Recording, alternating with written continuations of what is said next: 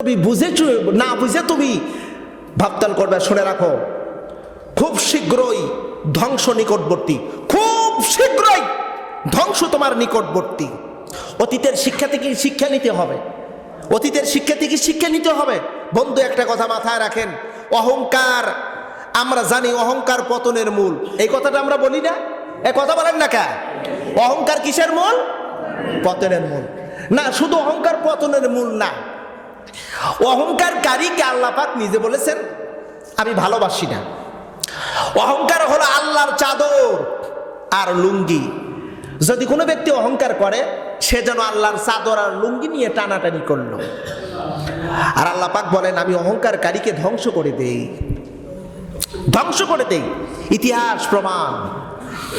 আমরা চাই প্রিয় বন্ধুরা, রমজানের সৌন্দর্য রক্ষা করার ক্ষেত্রে কি কি করণীয়, রমজানের এই সৌন্দর্য রক্ষা করার জন্য আমরা ঝগড়া ফাসাদে লিপ্ত হব না ইনশাআল্লাহ। কেউ যদি আমাদের সাথে ঝগড়া বিবাদ করতে আসে, আমি বলবো আমি একজন রোজাদার।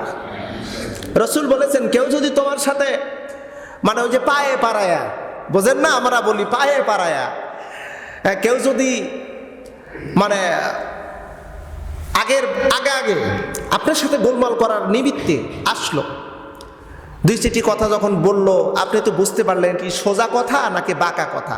আপনি বলবেন আনা সাইমন, আমি একজন রোজাদার, তোমার সাথে আমি তর্ক করব না। রসুল বলেন এমন স্যাক্রিফাইস করে তুমি যদি চলে যেতে পারো, আল্লাহ তোমার ওই রোজাটা কবুল করে নেবে। এরপরে আসুন আমরা অশ্লীল কথা থেকে দূরে থাকবো। অশ্লীল কথা, যে অশ্লীল কথার মাধ্যমে, যদিও কথাটা কিন্তু খুবই গুরুত্বপূর্ণ। আচ্ছা, মসজিদের ভিতরে কখনো কি আমরা একজন আরেকজন যদি অশ্লীল কথা বলে, তখন আমরা একে অপরের মধ্যে কিন্তু আলোচনা করে মসজিদের ভিতরে সমস্ত খারাপ কথা বলা যাবে না, বলি কি না? মসজিদের ভিতরে খারাপ ভাষা বলা যাবে না। যেটা মসজিদে চলে না সেটা বাহিরেও চলে না, লিখে রাখেন। যেটা মসজিদের ভিতরে চলে না সেটা বাহিরেও, শুধু একটা জিনিস বাহিরে চলে, সেটা হলো স্বামী স্ত্রীর সম্পর্ক। এছাড়া সমস্ত কাজ মসজিদের ভিতরে চলবে। যেটা মসজিদের ভিতরে চলবে সেটা বাহিরে চলবে, আর যেটা মসজিদে চলবে না সেটা বাহিরেও চলবে না। ফাহিশা কথা বলা যাবে না। আল্লাহ সুবহানাহু ওয়া তাআলা নিজে এ ব্যাপারে কথা উল্লেখ করে দিয়েছেন। সূরা মুমিনুনের ভিতরে আল্লাহ পাক বলেছেন যে বান্দা ওয়াজাতা কথা বলবে না, যে কথার কোনো মূল্যায়ন নাই, যে কথার ভিতরে আল্লাহ পাকের রহমত বারাকা নাই, এমন কথা মুমিন কখনো বলবে না। কারণ মুমিন জানে মুমিনের সমস্ত কথা রেকর্ড করা হয়, সমস্ত কাজ রেকর্ড করা হয়।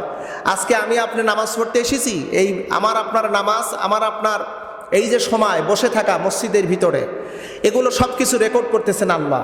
জরমান রেকর্ড করতেছেন কে? সব রেকর্ড করতেছেন আল্লাহ। এবং এগুলো আমাকে আপনাকে দিয়ে দেওয়া হবে। আল্লাহ পাক বলছেন সুম্মা তুওয়াফা, তোমাকে দিয়ে দেওয়া হবে, সব কিছু তোমাকে দেওয়া হবে, এক বিন্দু কমতে রাখা হবে না। অর্থাৎ আমি আপনি যে কথাগুলো বলবো, এটাও একটা ফাইল ম্যানেজার, সব কিছু সংরক্ষিত হয়ে আছে। আমি আপনি যে কাজগুলো করতেছি, এটার একটা ফাইল ম্যানেজার ওখানে সংরক্ষিত করে রাখা হচ্ছে। কিয়ামতের ময়দানে শুধু আমাকে আপনাকে দিয়ে দিবে, নিয়ে নেব। ভাই, বিশ্বাস করেন বা না করেন, আমার আপনার হাতে ওই আমলনামা আসবে। আমলনামার ভিতরে এ টু জেড কথা এবং কাজ সব চলে আসবে।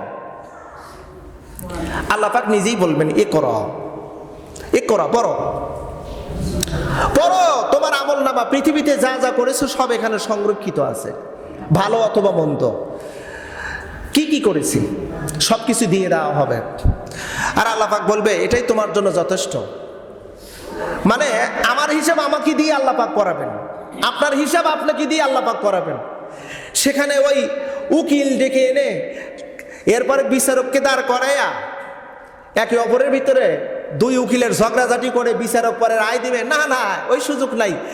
আপনি নিজেই উকিল, নিজেই আসামি, নিজেই বাদী, আর বিচারক আপনার হাতের ভিতরে। আল্লাহ পাক নিজে, আল্লাহ সুবহানাহু ওয়া তাআলা সুন্দর একটা বিচারের সিস্টেম করে দিয়েছেন, সুন্দর সিস্টেম করেছেন। প্রিয় বন্ধুরা, আসুন, রমজান মাস এসেছে আমার আপনার গুনাহগুলোকে পুরায় ছারখার করে সিরাতে মুস্তাকিমের রাস্তায় পরিচালিত করে আল্লাহর জান্নাত, আল্লাহর দেওয়া সুসংবাদকৃত জান্নাতের ভিতরে দাখিল করতে চায় এই রমাদান। আসুন আমরা নিজেদেরকে ইসলাহ করি, রমজানের সৌন্দর্য রক্ষা করি। মহান আল্লাহ সুবহানাহু ওয়া তাআলা রমজানের বাকি সিয়ামগুলো পরিপূর্ণভাবে আদায় করার তৌফিক আল্লাহ পাক দান করে সকলে পড়ে আমিন।